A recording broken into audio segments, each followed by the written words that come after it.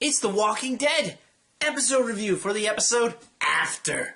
It's a big mid-season premiere. Took their mid-season break. They're back with this big episode.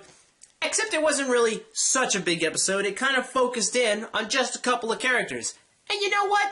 I liked it. Dare I say that this is the first legitimate Carl episode since he's transitioned into the teenager role. And he's certainly come a long way from, back in season 2 where he was poking walkers with sticks and walkers were stuck in the mud, and then he gets scared. Oh, you're stuck in the mud, and he runs away, and then they get out, and Walker kills one of the main characters that people actually like because Carl was a douchebag. Normally I would feel bad about calling a little kid a douchebag, but not so much. And now he's a little bit older, he's a little bit wiser, but just a little bit, because Carl still a douchebag. But even though Carl was a dick in this episode, I did find myself enjoying the character. Carl treating Rick like garbage for the first half of the episode and going head-to-head with him, basically vying for that leadership role between the two of them, is very interesting to see. I mean, the dynamic between Rick and Carl has had its ups and downs, but it's usually been on the positive.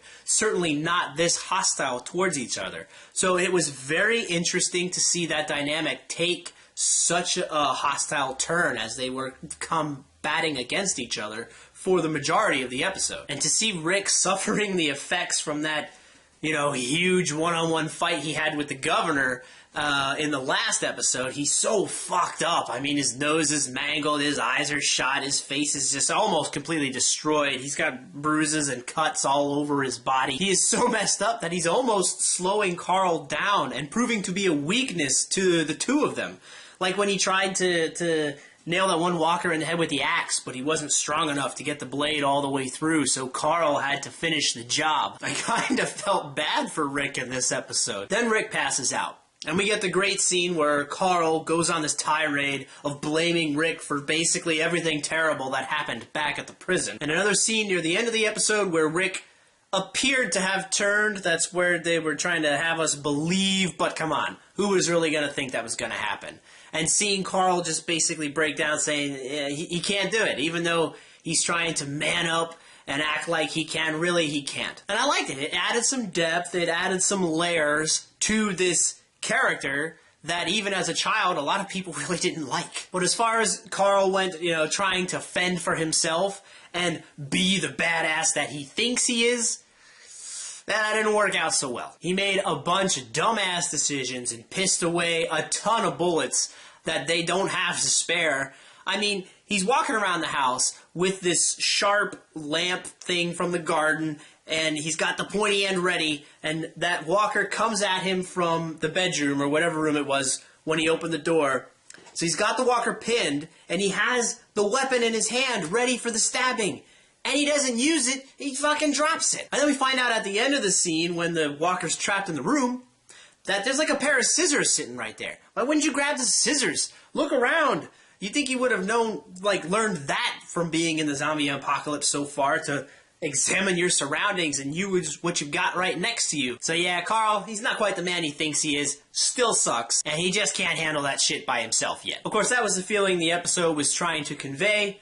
Job well done. Now, the other part of this episode dealt with Michonne, who was good and ready to just go back to being by herself, surrounded by walkers, all alone, and she spent most of the episode in that position, just back to where she was before she met the group. Then she had this change of heart, this kind of little surreal kind of moment where she kept running into this walker that looked like her, reminded her of herself, and she just didn't want to be that way anymore. So she went on this killing spree and killed absolutely every walker around her, which was awesome, and then went to go join up with Rick and Carl. So we got to see another example of Michonne being a wrecking machine again in this show and just being a total badass, which is very cool. And I would say we got the most emotion out of Michonne in one episode in this episode than we have for the whole series. And the biggest explanation so far of her backstory. Now, they didn't come out and spell out every single little detail for us, but they gave us enough where you could pretty much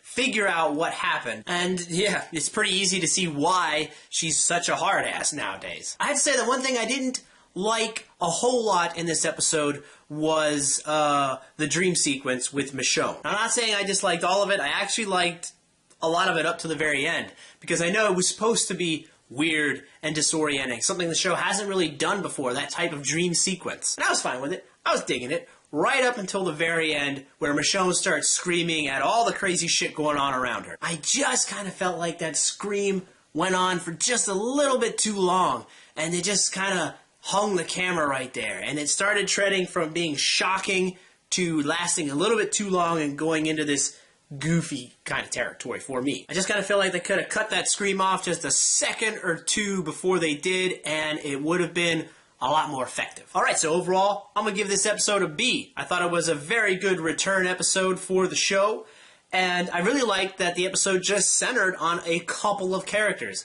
Keeps you in suspense about what's happened to the rest of the group, and I really enjoyed the dynamic between Rick and Carl, even though it seems like they're back on good terms now by the end of the episode. For the majority of the episode, it was very interesting to see them be so negative towards each other, especially coming from Carl. Alright, that's it. JB Squared 61279 with a Walking Dead episode review, and I will see you guys next time.